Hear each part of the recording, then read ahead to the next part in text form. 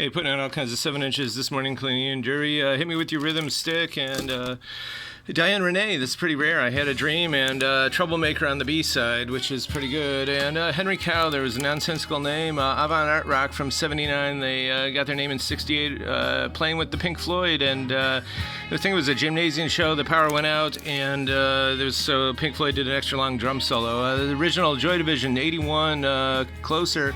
And this has got the brown transparent audiophile vinyl, and you can tell from the pressing, from the color of the vinyl when you hold up to light. Some are purple, some are brown, and et cetera, et cetera. So this is really beautiful with the original inner, et cetera. Lean Lovitch, Fleetwood Mac with the textured cover. London, some original UK punk from 77, and they broke up right after this. One of them went into Culture Club, one became an academic, another one managed some other punky new wave bands, et cetera. The Motors, new wave from the UK, and this Motors record is blue transparent vinyl, and it's also a misprint. There's no band name on the label. Some dancehall reggae, some hip-hop Snoop Dogg, Kanye. This is a 3 LP limited edition. Kid Capri, Max Roach, Paris Prado, Jim Carroll band, a real nice minty copy of this, and it's a promo. It's a Beautiful Day, Alice in Chains sealed.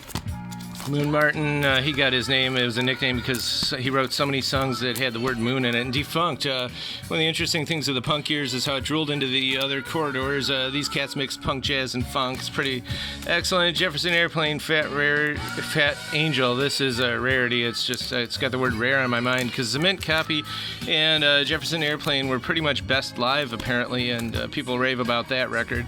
Debbie Harry, Cheryl Dilcher, kind of sad this is her last record. She's like a songwriter and a guitarist, 6 and 12 string.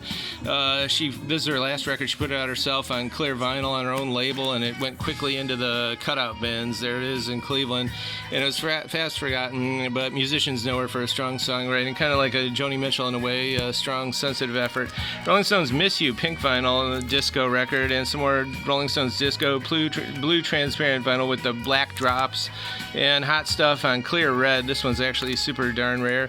And Shannon Jackson and the Coding Society. This is incredible stuff. It's free funk. It's a thundering avant-garde conceptuality, influence on Stan Coleman, etc.'s M-Bass. That's capital M-bass, which was, of course, their macro basic array of structural extemporization. And this music in here is really a constructive synthesis of contemporary pop rock formulation and muscular tonal ambiguity. It slicks the streets, pulls in the pans, and it should be on everybody's wish list. Elvis Costello from 1980 UK press. Some more John Cale. This is great. Beautiful copy. And Original Cure from 1980. Look how goth that cover is. It's just beautiful. And Sonic Reducer, Dead Boys, Cleveland Connection. And this is from 77 UK press. And we've got the headphones. We've got the shag. We've even got that record. So we can kind of replicate that album cover if you're up to it.